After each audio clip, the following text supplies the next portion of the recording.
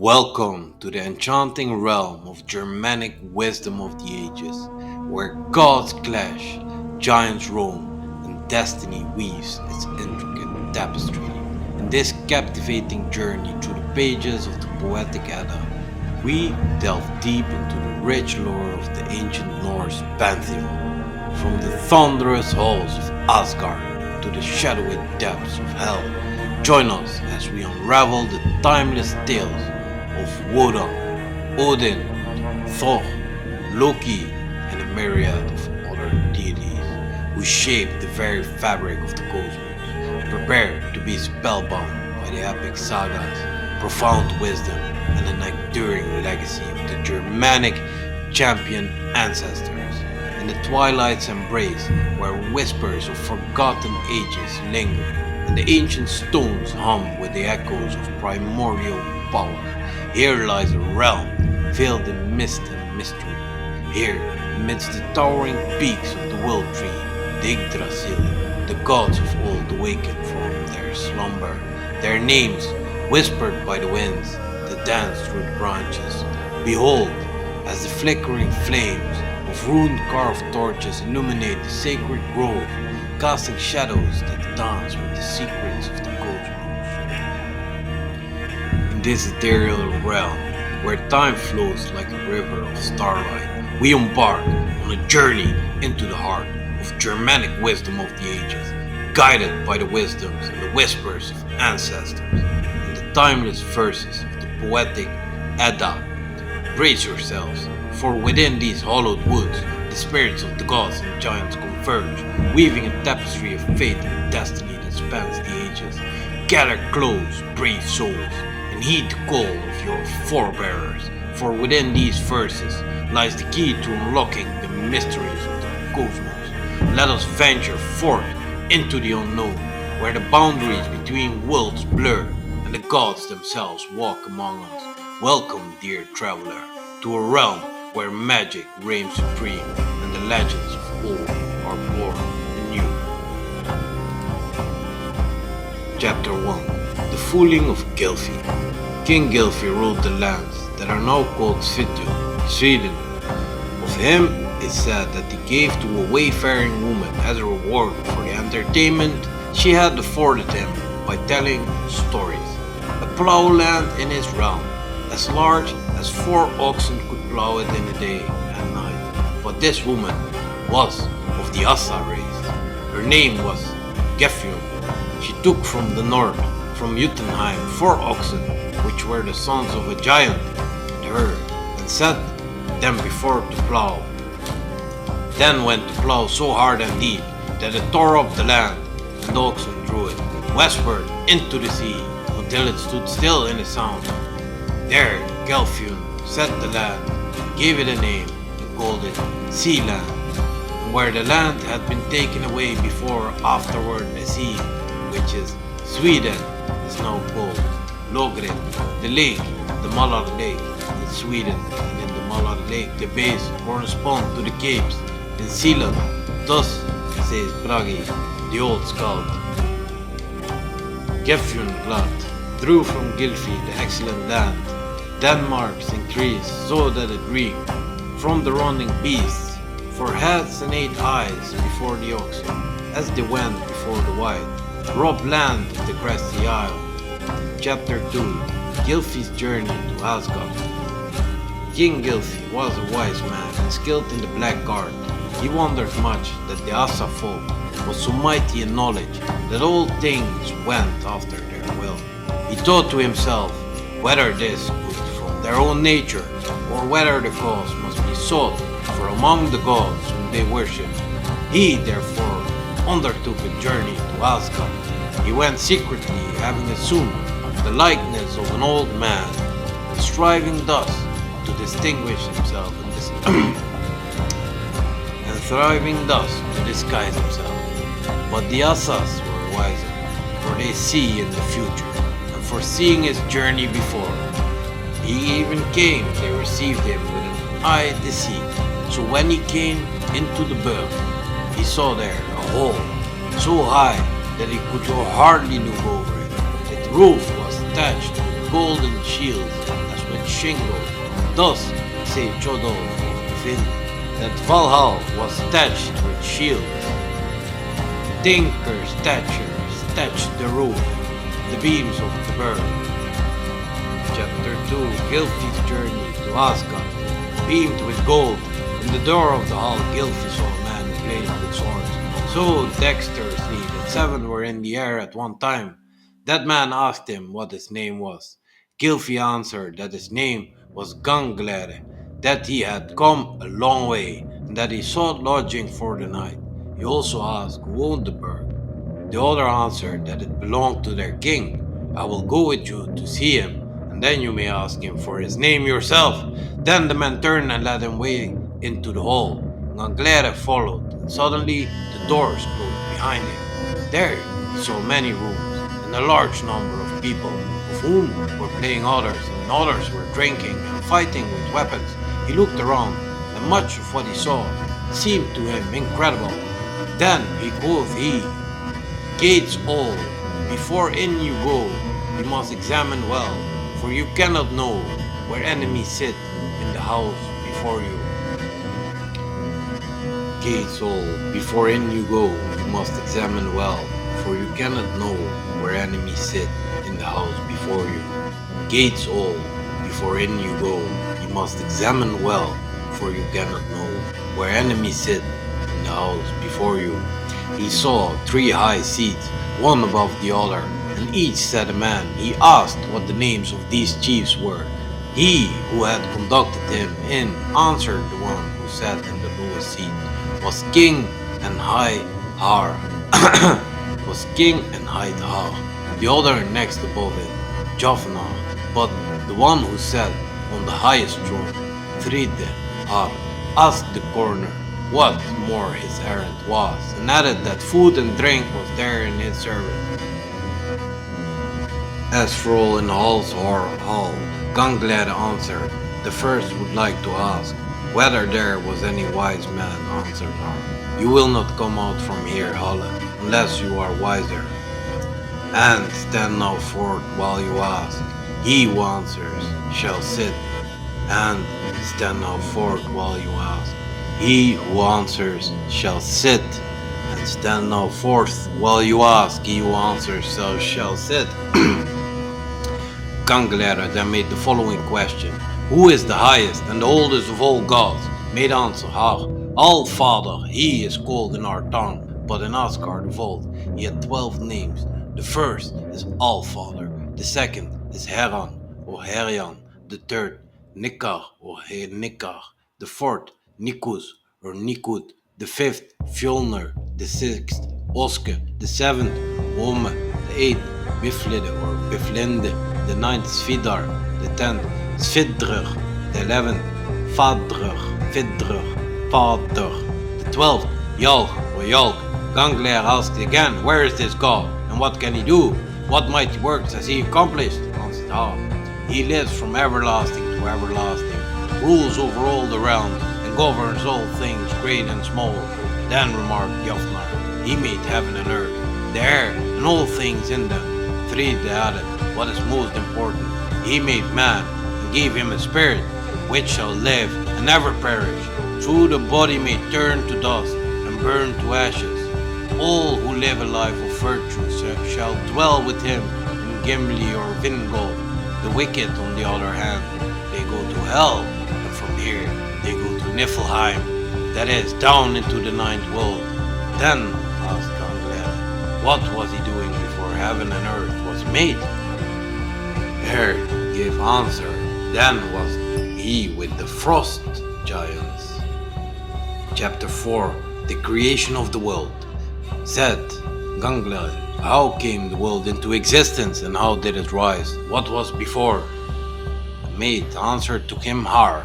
Thus it is said in the Vala's prophecy, it was time's morning when there nothing was, nor sand nor sea, nor cooling billows. Earth there was not, nor heaven above. The Ginun Gagap was, but grass nowhere. Jafnar remarked, many ages before the earth was made, Niflheim had existed, in the midst of which is well called Kvelgemel, whence flow the following streams: Svol, Humtro, Form, Finbol, Thol, Slit, Rit, Silk, Ilk, Fit, Leipzig, Jol, the last of which is nearest the gate of hell. Then added Street.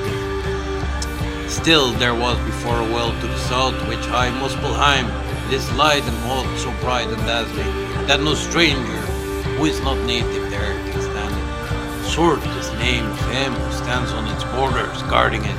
He has a flaming sword in his hand, and at the end of the world he will come and harry, conquer all the gods and burn up the world with fire. Thus it is said in the Vala's prophecy, sword from the south fares with blazing flames, from the sword shines the son of the war god. Rocks dash together and the witches collapse. Men go the way to hell, and the heavens are cleft. Said Gangler, what took place before the races came into existence, and men increased and multiplied? Replied Har, explaining that as soon as the streams that are called the Aesyr had come so far from their source that the venomous yeast which flowed with them hardened, and thus dross that runs from fire, then it turned into ice, and when the ice stopped and flowed no more, they gathered over in the drizzling rain that arose from the venom, and froze into rime, and one layer of ice was laid upon the other, clear into Kinun Gagab, the said Yavnach. All that part of Kinun Gagab was turned toward the north, was filled with thick, heavy ice and rime, and everywhere within were dazzling rains and gusts, but the south part of Kinun Gagab was lighted up by the glowing spark that flew out of Muspelheim at a Tride. As cold and all things grim proceeded from Niflheim, so that which bordered on Muspelheim was hot and bright, and Kinun Gagab was a warm and mild, a windless air. And then, when the heated blast from Muspelheim met the rime, so that it melted into drops, then, by the might of him who sent the heat, the drops quickened into life, and took the likeness of a man, he who got the name Ymir, but the frost giant called him Algelmur. Thus it is said, short prophecy of the Vala, the lay of Hitler. All the Valas are from Vidolf descendant, all wizards are of Vilmeides race, all enchanters are sons of Svarthovde, all giants have come from Ymir, and on this point, when Valftrudner the giant was asked by Gangrad, whence came Augelmer originally to the sons of the giants, thou wise giant, he said, from the Aesyr sprang drops of venom and grew till a giant was made. Thence our race are all descended therefore, and all we are spheres. All the Valas are from Vidolf descendant, all wizards are of Vilmeides race, all enchanters are sons of Svarthovde, all giants have come from Ymir, and on this point, when Svarthovde the giant was asked by Gangrad, whence came Augelmer originally to the sons of the giants, thou wise giant, he said, from the Aesyr sprang drops of venom and grew till a giant was made. Thence our race are all descended. Therefore are we all so fierce of the creation of the world. Then asked Gangler, how were the races developed from him, or what was done so that more men were made? And do you believe him to be a god of whom you now spoke? Har answered, by means do we believe him to be God. Evil was he and all his offspring. Then we call frost giants. It is said that when he slept, he fell into a sweat, and then he grew under his left arm a man and a woman, and one of his feet begat with the others a son. From these come the races that are called frost giants. The old frost giants we call Ymir. Then said Gangler, well, where did Ymir dwell, and on what did he live? Har answered, the next thing was that when the rime melted into drops, there was made thereof a cow, which right Adumbla, 4 milk streams ran from the teats and fed Ymir. Thereupon asked Gangler, on what did the cow subsist? Answered Har. He licked the salt stones that were covered with rime, and the first day that he licked the stones, there came out of them in the evenings a man's hair, the second day a man's head, and the third day the whole man was there. This man's name was Bore. He was fair of face, great and mighty, and he begat a son whose name was Bog. This Bog married a woman whose name was Besla, the daughter of the giant Bolthorn. They had 3 sons. The one hight Odin, the other Ville, and the third Ve. And it is my belief that this Odin and his brothers are the rulers of heaven and earth.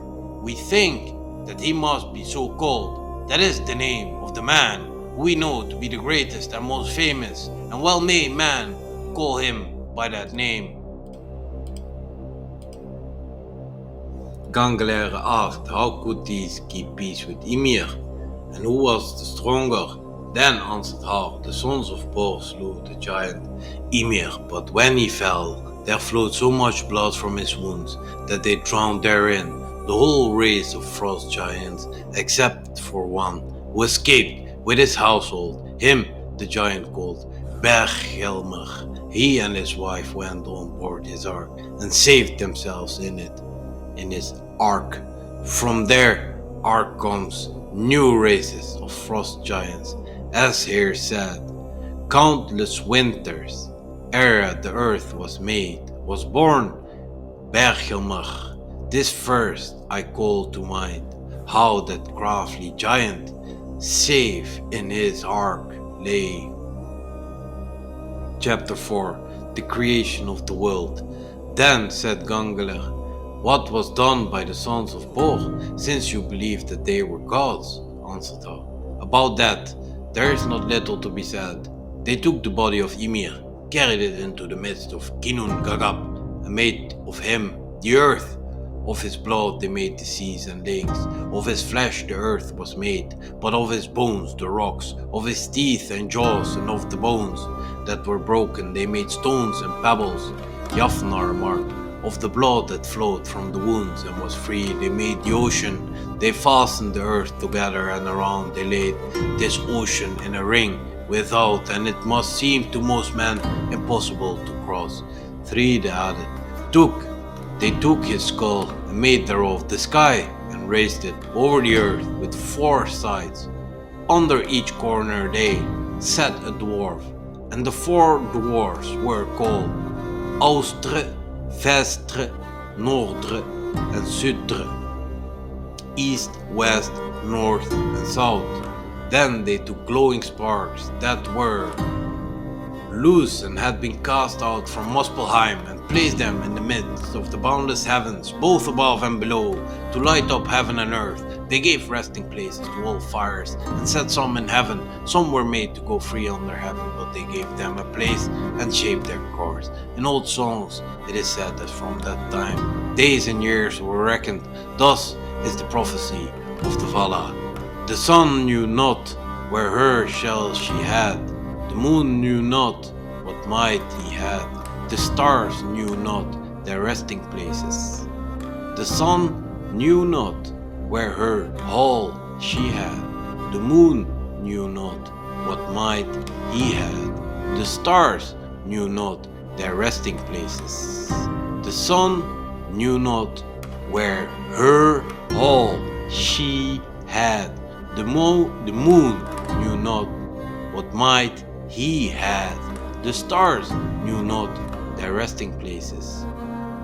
Thus it was before these things were made. Then said Gangler, wonderful tidings are these I know here. A wondrous great building is this, deftly constructed. How was the earth fashioned, made? Answer Har, the earth is round, and without it, round about lies the deep ocean, and along the outer strand of that sea, they gave lands for the giant races to dwell in.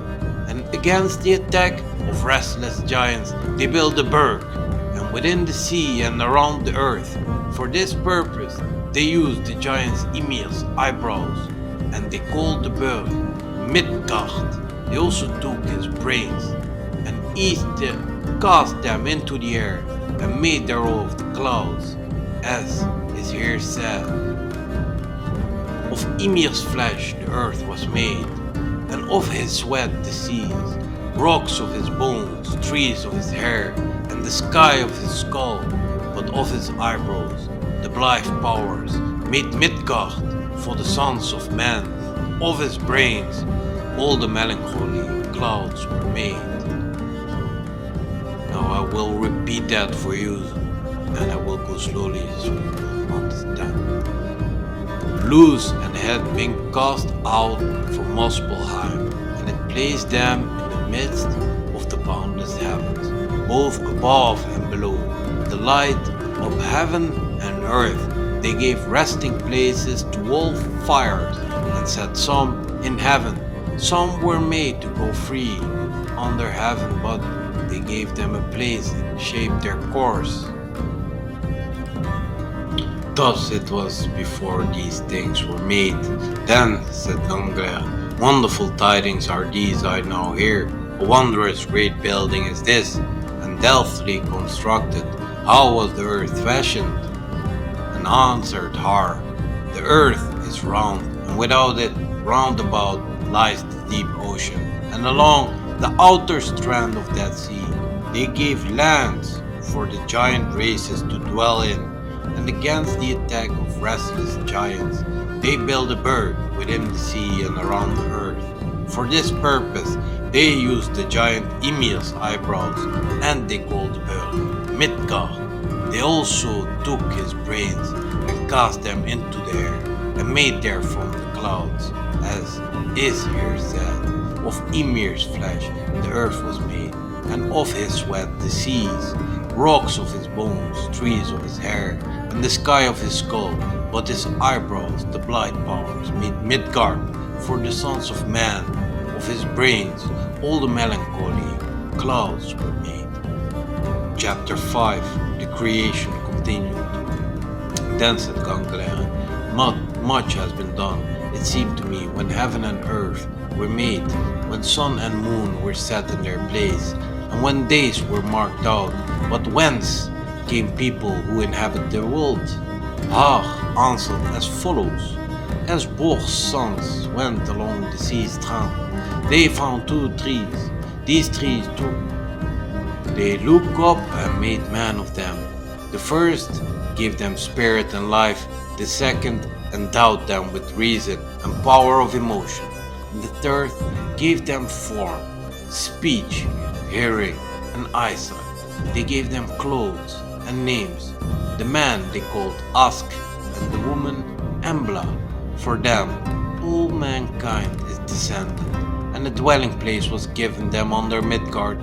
In the next place the sons of Bor made for themselves in the middle of the world a berg, which is called Asgard, and which we call Troy. There dwelt the gods and their race, and thence were wrought many tidings and adventures, both on earth and in the sky. In Asgard is a place called Hlidskjalf, and when Odin seated himself there in the high seat, he saw over the whole world and what every man was doing, and he knew all things that he saw. His wife Heidfrigg, and she was the daughter of Fjorkvin, and from their offspring are descended the race that we call the Asas, who inhabited Asgard, the old, and the realms that lie about it, and all that races are known to be gods, and for this reason Odin is called the All-Father. That is he, the father of all the gods and men, and of all things that were made by him and by his might. Jord, earth, was his daughter and his wife. With her he begat his first son, and this is Athator. To him was given force, strength, whereby he conquers all things quick. Norfe or Narfe hight a giant who dwelt in Jotunheim. He had a daughter by the night. She was swarthy and dark, like the race she belonged to. She was first married to a man, hight Nachlafare. Their son was oud. Afterwards, she was married to Annach, Hjortheid, their daughter. Her last husband was Delling, Daybreak, who was of the Aesyr race. Their son was Day, who was light and fair after his father. Then took Allfather, Night, and her son Day, gave them 2 bones and 2 cars, and set them up in heaven to drive around the earth, each in 12 hours by turns. Night rides first on the horse, which is called Rimfax, and every morning he bedews the earth with foam from his bit. The horse on which Day rides is called Skinfax, and with his mane he lights up all the sky and the earth. Then said Gangler, how does the steer the course of the sun and the moon? Answered Har, Mundil Fare, hight the man who had 2 children. They were so fair and beautiful that he called his son Moon, and his daughter, whom he gave in marriage to a man, Glenna, he called Sun. But the gods became wroth at this arrogance, took both the brother and sister, and set them up in heaven, and made Sun drive the horses that draw the car of the sun, which the gods had made to light up the world from sparks that flew out of Muspelheim. These horses hight Arvak and Alsfit. Under their withers the gods placed 2 windbags to cool them, but in some songs it is called Iron Cold, Eastern Cold. Moon guides the course of the moon and rules its waxing and waning. He took from the earth 2 children, who hight Bil and Yuke, and they were going from the well called Birger, and were carrying on their shoulders the bucket called Sager and the Polisimu. Their father's name is Fitfin. These children always accompany the moon and can be seen from the earth. Then, said Nangalar, Swift-fair Sun, almost as if she were afraid and she could not make no more haste in her course if she feared her destroyer. The answered Har, nor is it wonderful that she speeds with all her might. Near is he who pursues her, there is no escape for her, but the sun before him. Then asked Gangler, who causes her this toil? Answered Har, it is the 2 wolves, the one high skull that runs after her. She fears him, and he will one day overtake him. The other hight Hatte, Rotfitner's son. He bounds before her and wants to catch the moon, and so he will all last. Then asked Gangler, whose offspring are these wolves? Said Har to him, a hag dwells east of Midgard, in the forest called Jarnfed, Ironwood, where reside the witches called Jarnfitjes. The old hag gives birth to many giant sons, and all in wolves' likenesses. Thence come these 2 wolves.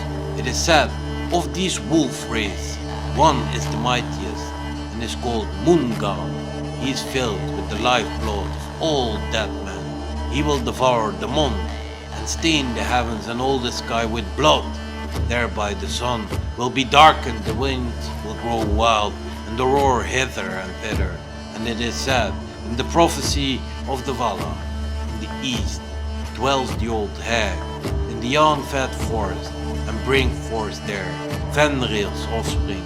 Then comes of them all one the worst, the moon's devourer. In a troll's disguise, he is filled with the lifeblood of man doomed to die. Deceit of gods, he stains with red gore. Sunshine grows black, the summer thereafter. All weather gets fickle. Now, you yet know or not? Then asked Gangler, what is the path from earth to heaven? Answered Har, laughing, foolishly do you now ask. Have you not been told that the gods made a bridge from earth to heaven, which is called Bifrost? You must have seen it. It may be that you call it the rainbow. It has 3 colors and very strong, and it is made with more craft and skill than other structures. Still, however, strong it is, will break when the sons of Muspel come to ride over it, and then they will have to swim their horses over great rivers in order to get home. Then said Gangler, the gods did not, it seemed to me, build that bridge honestly, if it shall be able to break to pieces, since they could have done so had they desired. Har answered, the gods are worthy of so blame for this structure. Bifrost is indeed a good bridge, but there is no thing in the world that is able to stand them when the sons of Muspel come to fight.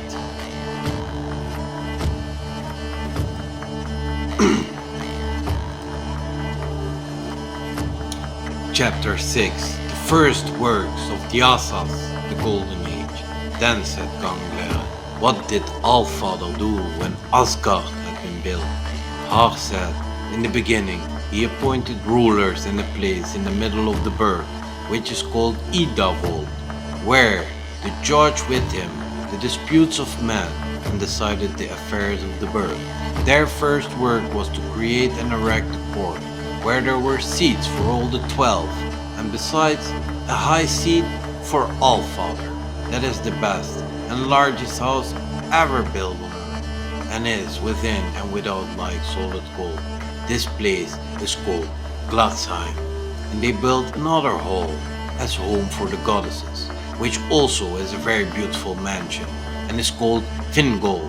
Thereupon they built a forge, made hammer, tongs, and anvil, and with all these tools, afterwards they worked in iron, stone, and wood, and especially in the metal, which is called gold. All their household wares were gold. That age was called the Golden Age, until it was lost by the coming of those women from Jotunheim. Then the gods sat themselves in their high seats and held council. They remembered how the dwarfs had quickened in the mold of the earth like maggots in flesh. The dwarfs had first been created and had quickened in Ymir's flesh, and when the maggots, but now, by the decision of the gods, they got the understanding and the likeness of man, but still had to dwell in the earth and rock. Motsoknar was one dwarf, and Durin another, and so it is said in the Vala's prophecy. Then went all the gods, the all holy gods, on their judgment seats, and thereupon took counsel. Who should the race of dwarfs create? From the bloody sea and from plain the bones, in the likeness of man made they them. Made they many dwarfs in the earth, that Durin said, as these, says the Vala, are the names of the dwarfs: Nidre, Nodre, Sudre, Austre, Vestre, Altjordwale, Na, Nein, Nipping, Dein, Bifu, Bafu, Bombo, Norre, Ore, Onor, Oen, Mjordfitner, Fig, Gandalf, Lindal, Thorin, Fille, Kille, Fundin, Fale, Tro, Troin, Feg, Lit, Fit, Ni, Nirret, Rek, Ratsvit. But the following are also dwarfs and dwell in the rocks, while the above named dwell in the moors. Draupner, Doortvaren, Hoog, Hoogtaren, Jetdoof, Loin, Doren, Oren, Duf, Advaren, Hebde, Ville, Har, and Zjar. But the following come from Svarin, how the Arfang and Jorful, and from them sprang Lovar, their names are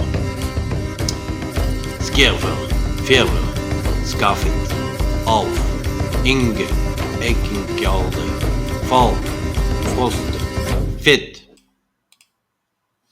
As the ambers of the twilight's fade and the stars above whisper their final lullabies, we bid farewell to the realm of Germanic mythology, enriched by the timeless wisdom and the captivating tales of gods and heroes. But fear not, for though our journey may end for now, the echoes of the Poetic Edda shall linger in our hearts forevermore, inspiring us to seek adventure, wisdom, and truth in our lives.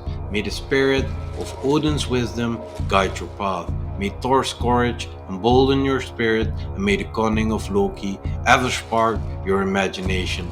Until we meet again beneath the branches of Yggdrasil. May your dreams be filled with magic of ancient realms and the promises of epic adventures yet to unfold. Farewell, dear friends, and may God watch over you in your journey through the realms of myth and legends. See you in the next.